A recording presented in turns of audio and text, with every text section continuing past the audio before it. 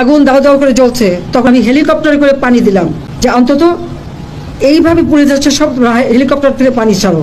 কারণ আমরা এরকম অগ্নি নিবারণের জন্য অনেক জায়গায়, এবং যে সমস্ত বিল্ডিংয়ে আগুন দিয়েছিল অনেকে ছাদে যে হাহাকার করছিল, আমরা হেলিকপ্টার দিয়ে তাদেরকে উদ্ধার করেছি।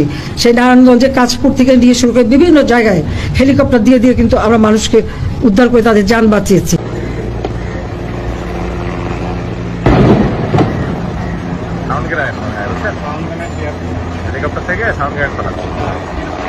দুর্নীতিবাজ কাফের হাসিনা, এই শেখ হাসিনা কাফের, ভণ্ড ধর্ম ব্যবসায়ী শেখ হাসিনা। তাহাজ্জুদের নামাজ পড়ে, এসব মানুষকে দেখায়, কোরআন পড়ে। সত্যিকার অর্থে কি শেখ হাসিনা আসলে ধার্মিক, নাকি ধর্ম ব্যবসা করে, ধর্ম নিয়ে রাজনীতি করে?